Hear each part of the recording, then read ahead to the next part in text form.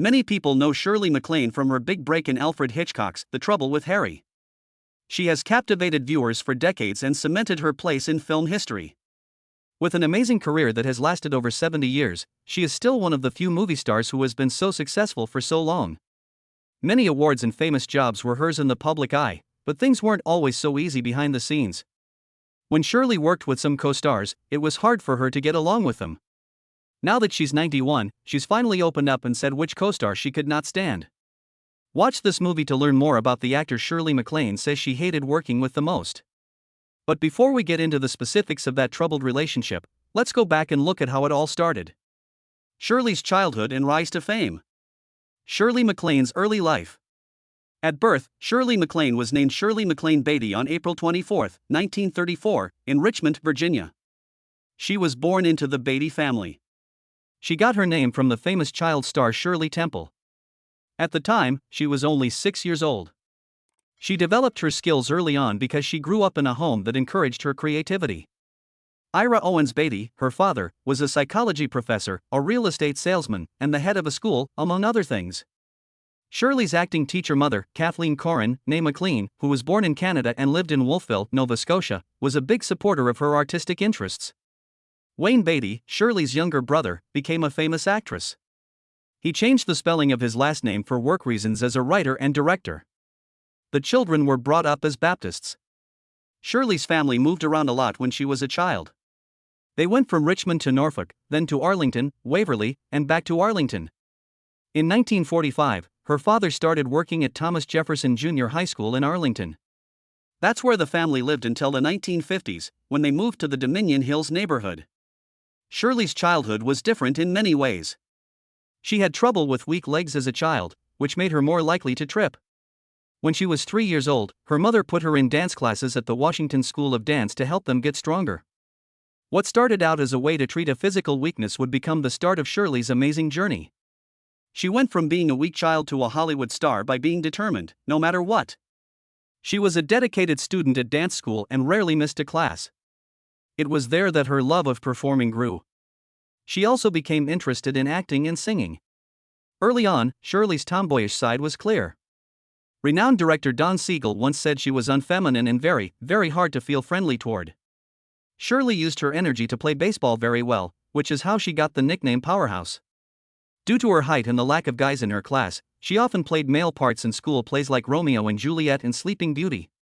When she hurt her ankle during rehearsals for Cinderella but decided to perform anyway, it was a turning point. Because she was too tall and her ankles were too weak for ballet, Shirley quit dance after this injury and decided to become an actress instead. Then she went to Arlington's Washington Lee High School, where she was in the drama club and the cheerleading group. Where did Shirley MacLaine get her big break, and which co-star was the hardest for her to work with? Check back to find out. Steps Shirley MacLaine took to become an actress. Shirley MacLaine, an actor who won many awards, often made and took advantage of chances that made her famous. She wrote in one of her autobiographies, "I was learning that life does not just happen to us." Once Shirley got to Washington Lee High School, she went to Broadway in New York City over the summer to try her luck as an actress. She joined the dancing team for the movie Me and Juliet after she graduated from high school. The director kept saying her name wrong during her audition, so she changed it from MacLean to MacLean. Soon after, she learned how to act from Carol Haney while they were shooting The Pajama Game. The stars were aligned in Shirley's favor when Carol had what seemed like a bad experience on set, but was actually a once-in-a-lifetime chance for Shirley. Carol Haney couldn't do anything because she had just torn a muscle. It had been a few months since they started filming The Pajama Game. Over the next few months, Carol Haney had a hard time getting better, which made it hard for her to show up for her part in the movie. That's when director Halby Wallace saw Shirley's skills and offered her the part of Carol. She accepted, and that led to her first 5-year contract with Paramount Pictures. Shirley's big break came when she was cast in The Pajama Game. Alfred Hitchcock then hired her for her first movie, The Trouble with Harry, which came out in 1955. The movie, which she starred in when she was 19, won her the Golden Globe Award for New Star of the Year actress. After her first movie, The Trouble with Harry, MacLaine started to be in movies that would help her become famous.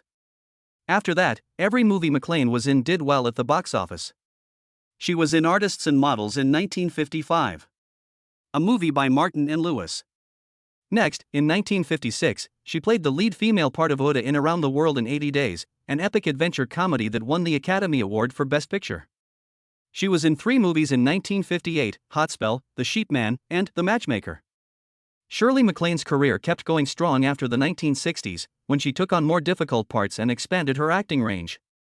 She became famous for being able to switch between comedic and dramatic roles with ease. Her magnetic screen personality and versatility drew people in. Movies like The Apartment, 1960, which nominated her for an Academy Award, made her one of the most talented and sought-after actors in Hollywood. Throughout her work, MacLaine always went beyond what was expected of her, often picking jobs that dealt with difficult and sometimes controversial topics. In addition to her work in movies, she was known for being outspoken and sharing her spiritual journey freely in her memoirs and interviews. Many of her fans loved how she was honest about herself, and they admired her bravery, both on and off the screen. Shirley never hid the problems she had, like having tough co-stars and the stress of living in Hollywood, even when she was getting praise and attention. Many performers have been inspired by her strength and commitment. MacLaine stayed dedicated to her career even after decades in the business, taking on parts in TV, theater, and movies that showed off her growing skills. Her reputation is one of being a trailblazer and a storyteller who never gave up. There are many things about Shirley MacLaine that have made her a legend in the showbiz world. Get famous. Shirley's rise to fame was thrilling, risky, and quick. In 1958, she was in a lot of movies before she joined Frank Sinatra in Ocean's 11 as part of the Rat Pack. Once Shirley had worked with the Rat Pack, she was asked to join a small group of 5 other performers. The Rat Pack caught the energy of the free-spirited and friendly performer. Her big break came when she played as secretary opposite Fred MacMurray in the 1960 romance movie The Apartment. Jack Lemmon played an insurance agent in the movie. The movie was nominated for many Academy Awards, including Best Director, Best Art Direction, Best Original Screenplay, and Best Film Editing. It was also one of the most popular movies of the 1960s. Shirley was very close to winning the award, but Elizabeth Taylor beat her there. The Apartment movie got a lot of praise. A famous film critic, Charlize Theron, said that MacLaine brought the black and white picture to life and called it raw, real, and funny. Shirley's performance in the romantic movie made her want to be in more movies and work with more great actors over the years. After her successes, Shirley had even bigger ones in movies like Irma la Douce, 1963, and The Children's Hour, 1961. Even though she had a good start, she didn't win any awards or be nominated for any for 14 years. This made her think about her job. During this time, she kept singing, but it didn't go well. Because of a lawsuit, Shirley lost a $750,000 job for the movie musical Bloomer Girl. In 1969, her movie Sweet Charity, which was directed by Bob Fosse, bombed at the box office, even though it got her a Golden Globe nod.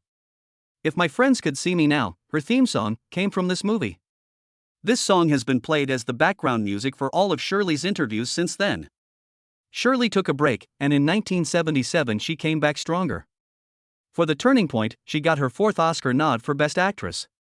Shirley has been playing for more than 60 years and has won 1 Oscar, been nominated for 70 others, and been nominated 50 times. A drop in your career and a sudden break. Shirley has without a doubt been a great actress her whole career, but did she face any problems? After almost 2. After decades of great performances, some people started to wonder if the movie star was losing her mojo, especially after Sweet Charity didn't do well at the box office. In response, she stopped acting for a few years to focus on writing and other hobbies. This was a big change in her career after what seemed like a slowdown. In 1970, she wrote her first autobiography called Don't Fall Off the Mountain. In it, she talked about her tense meeting with Hollywood writer Mike Connelly. Notably, she made the cover of the New York Post on June 11, 1963, after a heated argument in Connelly's office, where she punched him in the mouth over a piece he wrote about her ongoing lawsuit against producer Helbia Wallace for breach of contract. From 1970 to 1976, Shirley's career took a turn for the worse. She went into TV and played a reporter on the sitcom Shirley's World, a movie made in the UK by ITC and Sheldon Leonard. In 1972, she took a break from acting to help George McGovern's bid for president. The next year, her friend William Blatty asked her to join the cast of The Exorcist, but director William Friedkin turned her down because she had just been in the possession of Joel Delaney, another spooky movie. Shirley helped make the 1975 documentary The Other Half of the Sky, which was a memoir about China and won an Oscar nomination. The movie showed what life is like for women in China. Shirley kept looking for the deeper meanings of life by drawing on her father's intelligence, her mother's creativity, and her own interest in philosophy and theater. In 1976, she went back to the stage as a professional singer and sang at the London Palladium and the New York Palace Theatre. A very important return. The famous return of Shirley MacLaine. John Bon Jovi once said, "Success is falling 9 times and getting up 10 times." Shirley's famous comeback shows that this quote speaks to her. Through her amazing acting, the actor changed the way women work in the movie business. She conquered a lot of problems to make a great comeback that got her nominated for her 4th Oscar. Shirley played a retired dancer in the 1977 movie The Turning Point, which also starred in Bancroft. This part was the start of a new phase in her career that would last 50 years and change with the needs of the entertainment business. After being nominated 4 times for Best Actress at the Oscars in 1978, Shirley won the Women in Film Crystal Award for her excellence and dedication. This award recognized her work to increase the number of women working in the entertainment business. Shirley co-starred with Peter Sellers in the award-winning movie Being There, which was nominated for both a British Academy Film Award and a Golden Globe. In 1980, she was in a movie with Anthony Hopkins and Bo Derek that got mixed reviews but showed how popular she was. People said it was dull and pointless, and they didn't like how the script didn't have any humor or tension, which are important parts of great movies. Even with these flaws, Shirley MacLaine was able to captivate her audience, and reviewers gave her a good review. Vincent Canby, a film reviewer for the New York Times, said that the movie wasn't funny and the script was silly. He also said that Shirley MacLaine's performance was the only one that was worth seeing. Another time, Shirley has shown how good she is at playing. It is still her compass. Shirley later played a part in the 1983 movie Terms of Endearment, along with Jeff Daniels, Deborah Winger, Jack Nicholson, and John Lithgow. This movie was a turning point, and it won her the Best Actress Oscar after 25 years of being nominated. Besides that, the movie made over $108.4 million in ticket sales in the United States, making it the second highest grossing movie of 1983.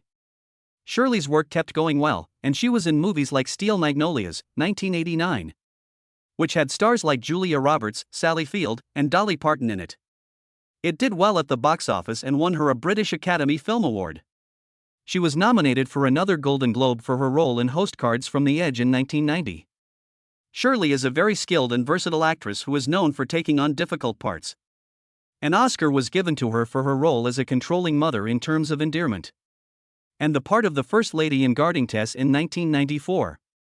Shirley has changed a lot over the years, even though she started acting in the 1950s. She is still important today. Bruno, also called The Dress Code, was her first full-length movie, which came out in 2000. It was about a young boy who was having trouble expressing himself. Shirley has been in a lot of movies and TV shows since 2000.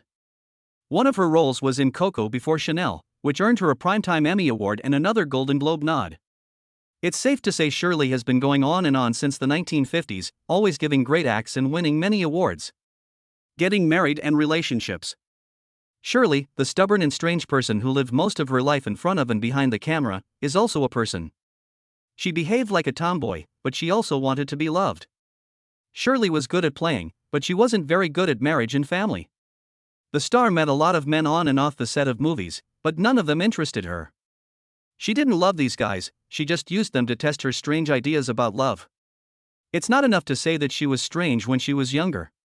Before she got married to Steve Parker, the man she said was the father of her daughter. Shirley had affairs with a number of well-known men, such as Andrew Peacock, an Australian politician, Lord Mountbatten in the early 1960s, and Olof Palme, the Swedish Prime Minister. She did have a lot of guys. Shirley wrote about Steve's charm and good looks in one of her autobiographies. She was a beautiful young woman with long legs that made men fall in love with her. Shirley wrote that he looked good. She was smart, charming, and had azure eyes with a depth and awareness that touched me right away. But that wasn't all. Our relationship was also linked to the shock of fate. Shirley did get married to Steve Parker in 1954. But their open marriage didn't last long and was full of problems. In the end, they split up in 1982. Shirley and Steve had a girl named Saisai before they split up, who was born in 1956. Sachi found out later that her real father wasn't Steve Parker but an astronaut named Paul. Sachi moved in with Steve in Japan when she was 2 years old. Later, she helped her mother leave Steve's controlling and abuse behavior. Steve, who pretended to be Paul, forced Shirley to give him a big monthly allowance for making up space travel. He took advantage of her until they split up in 1982. In 2001, there were reports in the media that Parker had died. Saatchi wrote that Steve had died, and Shirley saw it. She called her to tell her that Steve wasn't dead, but was in the valley getting coffee. Lucky me, My Life with Arpry and Without My Mom, Shirley MacLaine, Saatchi Parker's book, came out on February 7, 2013, from Penguin Group USA. MacLaine said that the book was mostly made-up stories. It was clear that Shirley was seeing Robert Mitchum while she was married to Steve Parker. In her 2011 book I Am Over All That, Shirley MacLaine wrote that Robert Mitchum's life happened to him. I took place to him. He didn't do much to make things happen. MacLaine met Mitchum, who was Hollywood's poster boy for Bad Boys, for the first time on the set of Two for the Seesaw in 1962. She calls him a complicated puzzle in My Lucky Stars. He is complex, ironically funny, shy to the point of being distant, and unable to say what he wants. She thought he would be great for a project. MacLaine and Mitchum had an intense 3-year affair even though they were both married. Mitchum, who was more than 20 years older than MacLaine, thought her face was sexy and beautiful, like some magical monsters. MacLaine was drawn to Mitchum because he was poetic, unhappy, and basic. Who lived in the present and spoke in words. Since they were both restless, they took many trips together and went to places like Africa, Paris, New York, London, and New Orleans. While pushing her new book, I'm Over All That, on Oprah Winfrey in April 2011, Shirley MacLaine told her that she and her husband were open. To add to that, MacLaine said she often fell in love with the leading guys she worked with, except for Jack Nicholson, Jack Lemmon in The Apartment, and Irma Ladoz. Shirley's whole life has been about movies and TV. But most people have wondered what Shirley is really like. Check back to find out. Life outside of screens. She wrote in her autobiography, "Don't fall off the mountain, I cared more about the life behind the camera than the life in front of it." Shirley likes things in her life besides playing. Besides writing a lot about metaphysics, faith, and reincarnation, she sings as well. Shirley has written more than 14 autobiographies, including Out on a Leash, which she wrote during the COVID lockdown and is about her life in Hollywood and her marriage. People who read her books are moved to think deeply. Shirley likes going for walks. She started her 500-mile journey alone on the Santiago de Compostela Camino in 1994. Even though it brought up pain and memories, it did. She was enjoying the trip until the media found her and started filming her. She was very angry about this and even threw rocks at a team member. Shirley is also an activist who works to improve politics with her power. For George McGovern's presidential campaign in 1972, Shirley MacLaine and her brother Beatty raised money and put together events that were very important. The book was written by her, too. That same year, she worked on The Man and His Beliefs and sang at her brother's shows, Four for McGovern and Together for McGovern. MacLaine also worked with Sid Bernstein to put on the McGovern-Shriver variety show at Madison Square Garden, which was mainly about women and called Star-Spangled Women. Her political work was so important to her that her agent threatened to fire her. As she turned down movie offers and spent her own money, $250,000, on political work. She wrote a lot, Shirley MacLaine. Sandra Bullock has called Shirley MacLaine a brave and unique thinker who is always trying to figure out her place in the world. In her works, which are usually funny and honest, she talks about things that have always interested her. The secrets of life that we can't see. She asks deep questions about being awake, the meaning and purpose of life, staying connected to God, life on other planets, and the afterlife. MacLaine, a best-selling author and award-winning actress, wants people to follow her on the exciting and challenging path she has taken in her life. She has traveled the world in her search for answers, even though she knows she is asking a lot of strange questions. She has walked the Camino de Santiago by herself, led the first documentary crew made up of only women into China, and lived with the Maasai in Africa. Spirituality and the idea of rebirth. Shirley MacLaine said that she was the brother of a 35,000-year-old spirit named Ramtha in a past life in Atlantis. This information came from the mystic master and author J.Z. Knight. Some of her best-selling books, like Out on a Limb and Dancing in the Light, are based on ideas she is very interested in, like faith and metaphysics. Walking the Way of the Saints is part of her spiritual path. James does transcendental meditation and works with Chris Griscom. There are also New Age philosophical ideas in some of Shirley MacLaine's movies. The lead characters in Albert Brooks's 1991 love comedy Defending Your Life, played by Brooks and Meryl Streep, are shocked to see MacLaine talking about their past lives in the Past Lives Pavilion in Postcards from the Edge, 1990. Stephen Sondheim wrote new words for MacLaine's version of I'm Still Here. The lyrics include the line, I'm feeling transcendental, am I here? The character played by MacLaine in the 2001 TV movie These Old Broads is a New Age religious follower. MacLaine is also interested in UFOs, and from 2007 to 2008, he talked about them a lot in talks on CNN, NBC, and Fox News. Her book, Saging While Aging, talked about her experiences with aliens and seeing a UFO in Washington, D.C. back in the 1950s. In April 2011, MacLaine said on an episode of The Oprah Winfrey Show that she and her friend had seen many UFOs at her ranch in New Mexico for long periods of time. Could she be saying the truth? Share your ideas with us in the comments. In 2015, MacLaine got in trouble for saying hurtful things about Christians, Jews, and Stephen Hawking. She said that Holocaust victims were suffering the results of their own karma and that Hawking had subconsciously given himself ALS so that he could focus more on his physics work. There were disagreements about her views. Shirley MacLaine, like many stars and actresses, has been on talk shows to promote her movies and talk about her personal life and work. Sometimes, questions about personal things can make actors feel awkward. This is how it was when she went on The Late Show with David Letterman in October 1988 to talk about her movie Madame Susatka. It was more interesting to Dave Letterman to talk about MacLaine's belief in reincarnation, which he found funny and used to make fun of her. He asked her if she thought he had been other people before. The question made her mad, so she joked that he had bad luck. A joke about her alleged past lives was then told by Letterman, who said she had been a monk and a harem dancer. MacLaine tried to be serious when she said that her opinion came from living in Asia, where many people believe in reincarnation. Letterman kept making fun of her ideas, though. During the ad break, she told him she didn't want to talk about reincarnation anymore in the interview's second half. He kept insisting, though, and she had to burst out with a quote from Cher, who had a bad time on the show. Perhaps Cher was right, and perhaps you aren't, MacLaine said, leaving the rest up to the people in the room. This led to an uncomfortable moment, and Letterman asked her if she was really upset. Who are just playing? He should be able to tell, she told him. Soon after, Letterman stopped the interview, and MacLaine left. He didn't come back after the commercial break. He was really bad, and they had a hard time getting over it, she says. She had to really dislike Dave Letterman, that much is clear. She wasn't his co-star, though. She was just his guest. Let's find out which co-star she hated the most. The co-star Shirley didn't like at all. It's funny that the movie that made Shirley MacLaine famous also paired her with the co-star she hated the most.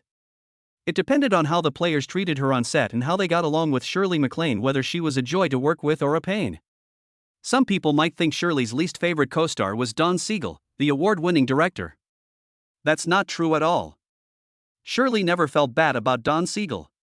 Even when they had a lot of problems while filming the famous Sister Sarah movie Two Mules Together. Don liked making fun of Shirley because she was too manly and didn't look feminine. But Shirley wasn't bothered by this. She later said that she loved Don Siegel and admired how tough he was, both online and off. If not Don Siegel, who called her a man, then who else could Shirley have hated on set? The next person who comes to mind is Sir Anthony Hopkins, an actor who is known for drinking a lot. The movie Terms of Endearment, which won many awards, had Shirley play Deborah Winger's mother. But Shirley had worked with a number of stars who didn't like her before her fight with Deborah. Anthony Hopkins was one of them. After he called Shirley annoying, Anthony and Shirley never got along on set. Shirley was interested in what Anthony thought led him to that decision. When she heard his rude comment, she told him that she didn't like Anthony Hopkins either and had a terrible time working with him on the movie A Change of Seasons. Shirley and Anthony are both known for having strong personalities that make them tough to deal with. Shirley is very moral, honest, and professional, and she never holds back when she wants to say something. Sir Hopkins, on the other hand, had problems with alcohol, and Shirley often said that his behavior was because he was drunk. Shirley and Sir Anthony's problems began while they were making the movie Change of Seasons, which won a Razzie Award as the worst movie of the year. Even though they were different, both stars kept showing off their skills in other movies after this project failed. That being said, Shirley didn't just hate Anthony Hopkins as a co-star. Shirley also put Deborah Winger's name on her list of people she hates. The story twist is now here. Shirley had wanted to work with the skilled Deborah Winger for a long time. Both actors thought the other was great, and they were thrilled to finally be working together. You might have thought that working together would go smoothly, but it didn't. It looked like Deborah Winger was having problems with Shirley that she wasn't telling anyone about. Even though their on-screen relationship was tense, their performances together were praised, even more so than the disaster of A Change of Seasons. Both actors were nominated for their parts. Shirley won and praised Deborah as a brilliant actor who can handle a lot of different roles. But their relationship was only on the surface. There were rumors that they had fought and argued, but they both denied it. Shirley wrote in one of her autobiographies about a shocking event in which Deborah reportedly pulled Shirley's skirt down and farted in her face during a fight. When Deborah was asked about it, she couldn't give a good reason. She named Deborah Winger her least favorite co-star and vowed never to work with her again after a series of embarrassing events. And to think that the fight between the two co-stars might be over? After 35 years, their fight is still in the news, so that seems impossible. What do you think about Shirley MacLaine's connections with the people she worked with? Leave a note below with what you think. Thanks for seeing this movie. We hope it was interesting for you. Click on the link that appears to read up on your favorite famous news. I'll see you there.